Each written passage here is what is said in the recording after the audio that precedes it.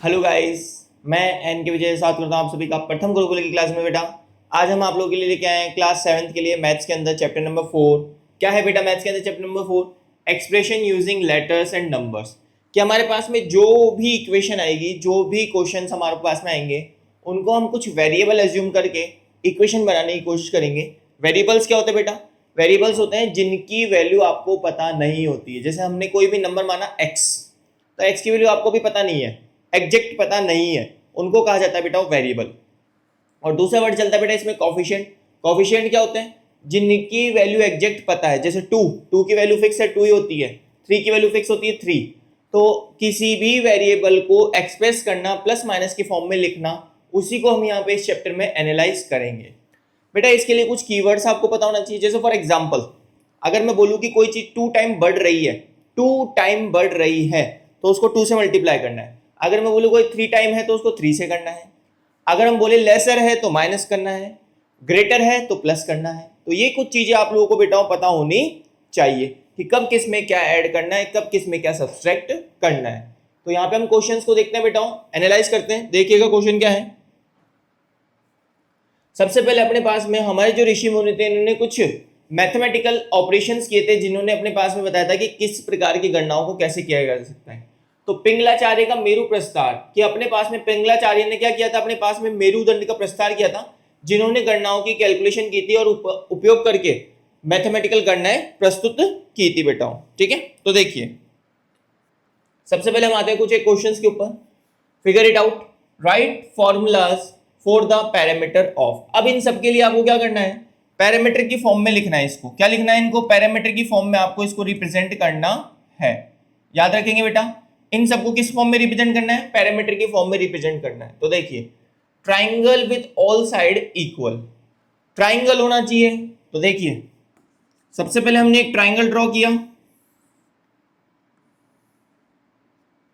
ठीक है, जिसकी सारी साइड क्या है, इक्वल है। ये भी ए है, ये भी ए है, ये भी ए है। Triangle with all side equal. अब बेटा इसके पैरामीटर का फॉर्मूला क्या होता है, पैरामीटर होता है सम ऑफ ऑल साइड। तो हमने इसकी साइड को कितना मान लिया, ए। तो बेटा यहां पे क्या लिखेंगे, ए प्लस ए पैरामीटर। तो यहाँ पे a प्लस ए कितना हो जाएगा, 3a। कितना हो जाएगा बेटा, 3a। तो ये आपका आंसर हो जाएगा। क्या हो जाएगा, ये आपका आंसर हो जाएगा। आगे बोला गया है a regular pentagon. What is the meaning of regular? Regular का मतलब क्या होता है, रेगुलर का मतलब होता है जिसकी बेटा सभी साइडें इक्वल होती है। क्या होती है, जिसकी सभी साइड इक्वल होती है। तो इसमें हमने रेगुलर पेंटागन बनाया। अब देखिए बेटा इसकी सारी साइड इक्वल है, आप इसको x अज्यूम कर लीजिए। सपोज दैट कीजिए इसकी साइड कितनी है, x। तो इनको 5 साइड को क्या लिखेंगे, x plus x plus x plus x plus x. कितनी बार आ गया बेटा x, 5 टाइम। तो आंसर क्या हो जाएगा, 5x। क्या हो जाएगा आंसर, 5x। क्या हो जाएगा आंसर, 5x हो जाएगा। क्या हो जाएगा, 5x। ठीक है, चलिए अगला क्या है बेटा इसी में, रेगुलर हेक्सागोन। हेक्सागोन मतलब जिसकी 6 साइड होती है। तो 1 2 3 4 5 6 साइड हो गई बेटा। तो इसको हम लिखेंगे x plus x plus x plus x plus x plus x. हो गई 6 साइडें। इन सबका टोटल कितना आ जाएगा बेटा, 6x। कितना आएगा, 6x। याद रखेंगे इसका टोटल कितना आएगा, 6x। ठीक है, और उसका टोटल कितना था, 5x। तो ये है बेटा किसी का भी पैरामीटर निकालने का, कि सबकी साइडों का टोटल कर दो। और टोटल कब होगा, अगर सारी सेम होगी तो सब एक साथ जुड़ के आ जाएगी, और सब अलग अलग होगी तो अलग अलग वैल्यू ऐड कर देंगे। इसी को हम और तरीके से लिख सकते हैं। क्या लिख सकते हैं, जब तीनों साइडें सेम है तो इसको हम लिख सकते हैं 3 इंटू साइड। क्या लिख सकते हैं बेटा इसको हम, 3 इंटू साइड। जो भी साइड आपने मानी है उसको, एक्स वाई जेड एक्सेट्रा। इसकी कितनी साइड थी, 5। तो आप क्या लिखेंगे इसको, 5 इंटू साइड। क्या लिख सकते हैं बेटा इसको, 5 इंटू साइड लिख सकते हैं। इसकी 6 साइड थी तो इसको क्या लिखेंगे, 6 इंटू साइड। तो ये कुछ मेथड है बेटा जिससे आप इनकी वैल्यू को पता लगा सकते हैं। ठीक है बेटा, कोई क्वेरी अगर आपको लग रही हो इस क्वेश्चन में तो पूछ सकते हैं बेटा। चलिए अब क्या है क्वेश्चन है बेटा, देखिएगा, ठीक है। क्या है, Muniratna has a 20 metre long pipe. जो मुनिरत्ना है उसके पास में 20 मीटर का लंबा एक पाइप है। एक पाइप ले लीजिए बेटा, ये 20 मीटर का लंबा एक पाइप उसके पास में है।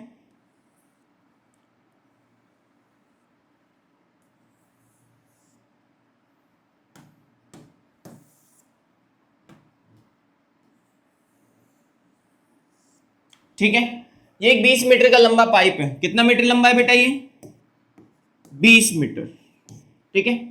However, he wants to a longer watering pipe for his garden. वह अपने गार्डन के लिए क्या करना चाहती है? एक लंबा पाइप बनाना चाहता है। He joined another pipe of some length to his one. अब उसने इसके साथ में एक और पाइप जोड़ा है। सपोज दैट कीजिए यहां से यहां तक का एक और पाइप उसने जोड़ा है। Give the expression for the combined length to the pipe, use the letter of the numbers k to denote the length of the metre in another pipe. कि जो दूसरा पाइप है उसकी लेंथ को क्या मान लो? k metre. क्या मान लो बेटा?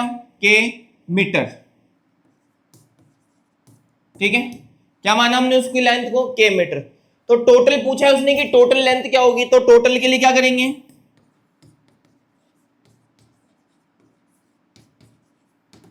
तो टोटल के लिए अब एक चीज बताओ बेटा, जैसे मैं बोलूं कि आपके पास में एक धागा है, थ्रेड है, रस्सी है, कुछ भी है, उसकी लंबाई 4 मीटर है, आप उसमें 6 मीटर और जोड़ दो तो टोटल कितनी हो जाएगी? 10। तो ऐसे ही है बेटा कि आपके पास एक पाइप है जिसकी लेंथ कितनी थी? 20 मीटर, उसमें एक और जोड़ दो k, तो आंसर क्या हो जाएगा? 20 प्लस k। इसी को आप क्या लिख सकते हैं? k प्लस 20 भी लिख सकते हैं बेटा। आप इसको 20 प्लस k लिख सकते हैं, चाहे k प्लस 20 लिख सकते हैं, आपका आंसर सही होगा। दोनों ही आंसर आपके करेक्ट माने जाएंगे। आपने देखा होगा बेटा पतंग उड़ाते समय क्या करते हैं आप?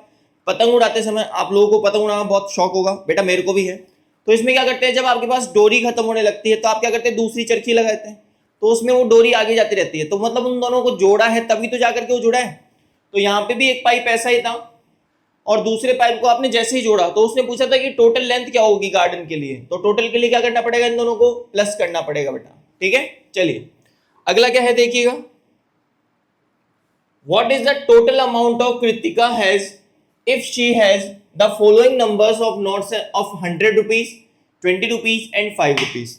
कृतिका के पास में अपने पास में क्या अमाउंट होगा एक टेबल में बताना है, जिसके पास उसमें किस किस के नोट है बेटा?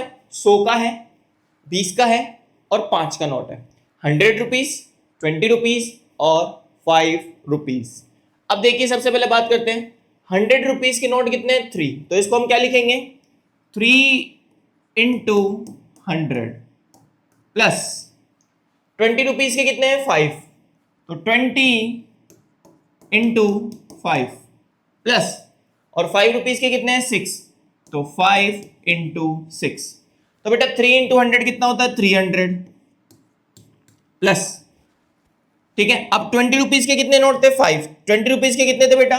5 नोट थे।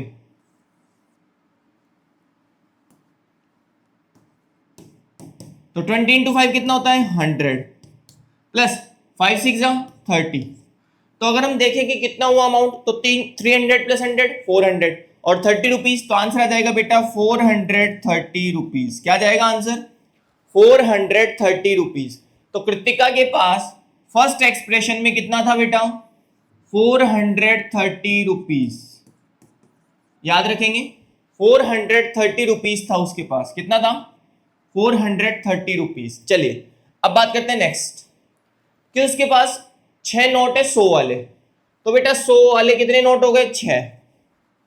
आगे पढ़ो क्या बोल रहे हैं। 4 नोट है 20 वाले, तो 4 नोट हो गए 20 वाले। और 3 नोट है 5-5 वाले, तो 3 नोट हो गए 5-5 वाले। चेक करते हैं, देखो बेटा 6 इंटू 100 कितना हो गया? 600। 20 इंटू 4 कितना हो गया? 80। 680 और 5 3 15, 15 ये हो गए बेटा। तो 80 और 95, तो 695। तो देखो आपका आंसर एकदम करेक्ट आ रहा है 695। ठीक है बेटा। चलिए अब देखो उसने क्या बोला है कि 100 के नोट तो है 8। अब उसको कैसे लिखेंगे बेटा? 8 इंटू 100 प्लस 20 के नोट है 4, तो 20 इंटू वाई 4, 20 इंटू 4 कितना है बेटा? 20 की नोट है 4, प्लस 5 के नोट कितने हैं? 2, तो 2 इंटू 5। तो देखो बेटा 8 इंटू 100 कितना हो गया? 800, प्लस 20 इंटू 4 कितना हो गया? 80, प्लस 5 टू जा 10। तो बेटा 80 और 10 कितना होता है? सबको पता है 90। 800 में 90 जोड़ेंगे कितना हो जाएगा? 890। कितना हो जाएगा? 890। कितना हो जाएगा? 890। चलिए अब बात करते हैं कि 100 के नोट कितने हैं? x। अब बेटा ये क्वेश्चन थोड़ी इक्वेशन देखिएगा ढंग से। 100 के नोट है जो है कितने? x है। कितने हैं? x। तो आप क्या लिखेंगे? x इंटू 100 प्लस 20 y कितने हैं? 20 इंटू वाई, या y इंटू 20 लिख दीजिए, बात एक ही पड़ेगी। y इंटू 20 प्लस 5 रुपीज के कितने हैं? z, तो z इंटू 5। तो लिखेंगे कैसे बेटा? अब 100 को x से मल्टीप्लाई करेंगे कितना बन जाएगा? 100x। 20 को y से मल्टीप्लाई करेंगे कितना बन जाएगा? 20y। और 5 को z से मल्टीप्लाई करेंगे कितना बन जाएगा? 5z। ये आपका आंसर होगा। ठीक है। अब बेटा यहाँ पे z ना मान करके अगर आप इसको 2 लेके चलेंगे, 2 लेके, तो क्या आंसर बनेगा वो भी देख लीजिए। आप इसको लिखेंगे x into 100 plus y into 20 plus 5 into 2। तो देखिए बेटा x इंटू करेंगे कितना हो जाएगा? 100x। 20 इंटू वाई करेंगे कितना हो जाएगा? 20y। और 5 टू जा 10। अगर आप इसको z ना मान के 2 मानते हैं तो आपका आंसर ये हो जाएगा, और अगर आप इसको z मानते हैं तो आपका आंसर ये हो जाएगा। दोनों ही आंसर एकदम करेक्ट है अपनी जगह। अगर आप इसको z ना मान करके 2 मानते हैं तो ये, और z मानते हैं तो ये आपका आंसर होगा। चलिए अगला क्या है बेटा? ठीक है, अगला है बेटा वेंकट लक्ष्मी ऑन्स ए फ्लोर मिल। वेंकट लक्ष्मी की खुद की एक फ्लोर मिल है, मतलब उसके आटा पीसने की एक चक्की है। It take 10 second for the roller mill start running. उसको मशीन चलाने में, स्टार्ट करने में कितना टाइम लग गया? Start time 10 second. Once it is running each KG of the grain takes 8 second. हर केजी, ईच केजी को पीसने में कितना लगा? ईच केजी को पीसने में कितना लगा? ईच केजी को पीसने में कितना लगा? 8 second. Which of the following expression below describe the time taken to complete grains Y. Suppose that करो उसके पास में कितने किलो गेहूं हुए? वाई किलो गेहूं हुए। Total Y KG. तो एक किलो के लिए उसको लग रहा था 8 सेकेंड, तो y केजी के लिए कितना लगेगा? y into 8। अब वो बोल रहा है assuming the machine is of. मान लीजिए मशीन ऑफ है, तो उसको कैसे लिखा जाएगा? तो एक चीज बताओ बेटा, सबसे पहले तो 10 सेकंड उसको स्टार्ट करने में लग गए, तो हमने लिखा सबसे पहले 10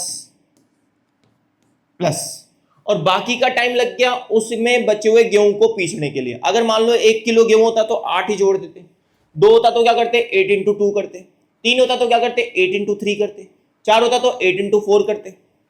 लेकिन जब पता ही नहीं है तो हमने क्या कर दिया? y into 8। तो इसको हम क्या लिख सकते हैं? y into 8। अब देखिए ऐसी एक्सप्रेशन कहीं दिख रही है क्या? तो पहला चेक करते हैं बेटा, 10 प्लस 8 प्लस y, तीनों प्लस आ रहा है, जबकि ऐसा कहीं पे भी नहीं है। ब्रैकेट आ रहा है? नहीं है। ये तीनों मल्टीप्लाई में आ रहे हैं? ये भी नहीं है। ये देखो बेटा 10 इंटू वाई, ये भी नहीं है। क्या ये है क्या? अब आप बोल सकते हैं कि हाँ पॉसिबल है। कैसे? आप इन दोनों को ऐसे भी तो लिख सकते हैं बेटा, 8 इंटू वाई, बात तो बराबर ही पड़ेगी। चाहे आप 2 को 1 से मल्टीप्लाई करो, चाहे 1 को 2 से मल्टीप्लाई करो, आंसर कितना आएगा? 2 ही आएगा। तो यहां पे जब इसको सॉल्व करेंगे तो इक्वेशन ऐसी दिख रही है, तो आपका आंसर कौन सा हो जाएगा? डी वाला। तो वेंकट लक्ष्मी का गेहूं पीसने का जो टोटल ड्यूरेशन टाइम रहेगा वो क्या रहेगा?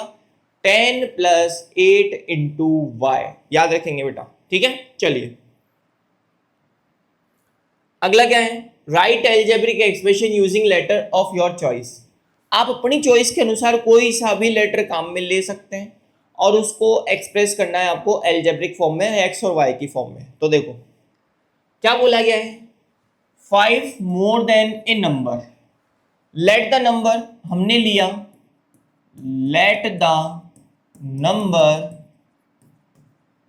इज टी, हमने कोई नंबर मान लिया टी।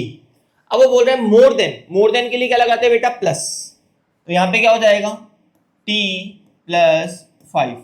क्या आंसर आ जाएगा बेटा, मोर देन के लिए हमने लगाया प्लस और बन जाएगा टी प्लस 5। देखो देखे समझ में आ गया क्या बेटा, तो t प्लस 5 ये हो जाएगा अपने पास में मोर देन के लिए। अब क्या बोला है, 4 लेस देन ए नंबर, 4 लेस देन ए नंबर, 4 कम है किसी नंबर से। तो देखिए वापस से वही नंबर लिया आपने, लेट द नंबर इज, कितना ले लिया आपने नंबर बेटा, क्या ले लिया आप लोगों ने, x। अब उसने बोला है 4 कम है तो क्या लिखेंगे, x माइनस 4, क्या लिखेंगे, x माइनस 4। अगला है बेटा 2 लेस देन 13 टाइम ए नंबर, 2 लेस देन 13 टाइम ए नंबर, कोई भी एक नंबर है उसका 13 टाइम करो। तो 13 टाइम मतलब जैसे सपोज दैट कीजिए आपने कोई नंबर ले लिया n, मेरे नाम का ले लिया, let the number is n, क्या ले लिया n। अब वो बोल रहा है इसका 13 टाइम करो पहले, तो इट्स 13 टाइम, तो कितना हो जाएगा 13n हो जाएगा, क्या हो जाएगा 13n। अब 2 लेस देन बोल रहे हैं, तो लेस देन 2 करने के लिए क्या करना पड़ेगा, 13n माइनस 2, क्या करना पड़ेगा 13n माइनस 2, ठीक है। अगला है बाटा डी वाला, तो डी वाला देखिए कैसे करना है, क्या बोला गया है डी वाले में, 13 लेस देन 2 टाइम ए नंबर, तो लेट द नंबर, नंबर क्या लिया आपने इज y, क्या ले लिया आपने बेटा y। अब बोल रहे पहले इसका 2 टाइम, 2 टाइम इट्स 2 टाइम, तो इसका 2 टाइम क्या हो जाएगा 2y। अब वो बोल रहे 13 लेस देन है तो क्या लिखेंगे 2y माइनस 13, क्या लिखेंगे 2y माइनस 13। चलिए अगला क्या है बेटा, describe situations corresponding to the following algebraic expression. इन सिचुएशन को आपको एल्जेब्रिक एक्सप्रेशन में एक्सप्रेस करना है, ठीक है। तो क्या है यहां पे, अब इसको कैसे लिख सकते हैं, देखो बेटा आपके पास में जो डिजिट लिखी हुई है इसको कैसे लिख सकते हैं, तो आप लिखेंगे 8 into X plus 3 into Y, यही है। तो आप इसको लिखेंगे सबसे पहले the sum of 8 time X and 3 time Y, तो क्या लिखेंगे द, क्योंकि सम आ रहा है तो the sum of 8 time x and 3 time y, कि 8 टाइम x, 8 टाइम x मतलब 8x और 3 टाइम y मतलब 3 टाइम, तो 3y, उन दोनों का सम, तो प्लस लगा देंगे बीच में। चलिए ऐसे क्या लिखा हुआ है बेटा, बी वाले में क्या लिखेंगे, अब सब्सट्रैक्टेड फ्रॉम, तो हमेशा फ्रॉम के बाद वाली डिजिट पहले आती है, तो 2 time of k, 2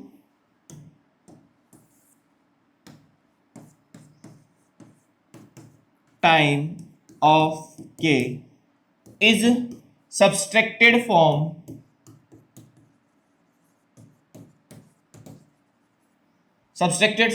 15 time of j, 15 time of j, कि 15 टाइम j में से 2k को क्या करना है, माइनस करना है। क्या करना है बेटा, माइनस करना है। चलिए अगला क्या है, इन ए कैलेंडर मंथ, एक कैलेंडर मंथ है अपने पास में नवंबर का, ठीक है।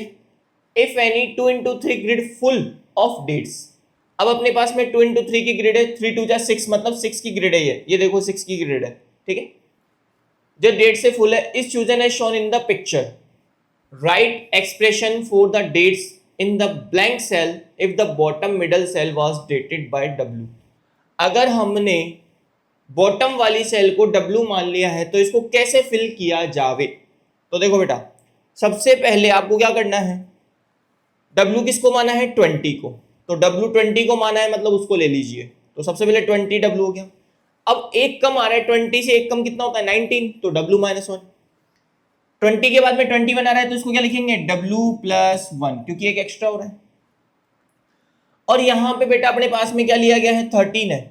अब 20 में से 13 कब होता है, जब 20 - 7 होता है। तो आप यहां पे लिखेंगे W -7, क्या लिखेंगे W -7, ठीक है।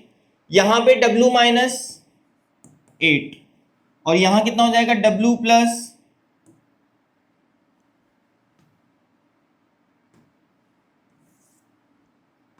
ठीक है। तो यहां पे 8 हो गया, यहां पे 7 हो गया, W -6 हो जाएगा बेटा। क्या हो जाएगा W -6, कितना हो जाएगा W -6। अब यहां से कोई सी भी एक ग्रिड की आप ये डिजिट ले लीजिए, ये हो गया आपके पास में W +1 W -6। तो यहां पे क्या करना पड़ा बेटा, आप लोगों को एक डिजिट शो करनी पड़ेगी। तो एक डिजिट आपने शो कर दी, सबसे पहले ये वाली शो कर दो 14, ठीक है, ये वाली शो कर दो। या फिर आप इसकी जगह लिख सकते हैं W -6 भी लिख सकते हैं, कोई जरूरी नहीं आप यही लिखें। अगर वो बोले कि केवल वेरिएबल में लिखो तो W -6।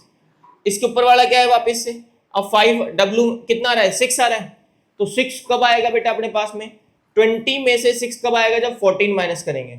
तो W -14, W -15 और W -13। तो इस तरह से आप लोगों का यह आंसर हो सकता है, जहां पे आप लिखेंगे W की वैल्यू क्या है बेटा अपने पास में, जहां पे वेयर W इज, कितना है W 20, W को हमने क्या माना है 20। तो देखो अब ये टेबल बन गई 20, 20 - 1 19, 20 + 1 21। ऐसे 20 - 7 कितना हो जाएगा 13, 20 - 8 कितना हो जाएगा 12, 20 - 6 कितना हो जाएगा 14। W -14 मतलब 20 - 14 कितना हो जाएगा 6, ये हो जाएगा 5 और ये हो जाएगा 7। तो इस तरह से बेटा ये आपका आंसर आएगा। चलिए अगला क्या है, ऐड द नंबर। तो ये था बेटा अपने पास में, यहां पे अपने सारे क्वेश्चंस कंप्लीट होते हैं। अगर इससे रिलेटेड कोई क्वेरी या कोई डाउट रहता है तो आप लोग पूछ सकते हैं बेटा। नेक्स्ट लेंगे बेटा हम नेक्स्ट वीडियो में इसी की नेक्स्ट एक्सरसाइज के साथ में। अगर आपको कोई क्वेरी है तो बेटा अपना ऐप है माय प्रथम ऐप, वहां जाकर के आप कोई भी अपने डाउट पूछ सकते हैं। धन्यवाद बेटा, जुड़ रहे हमारे साथ में प्रथम गुरुकुल की क्लासेस के साथ में।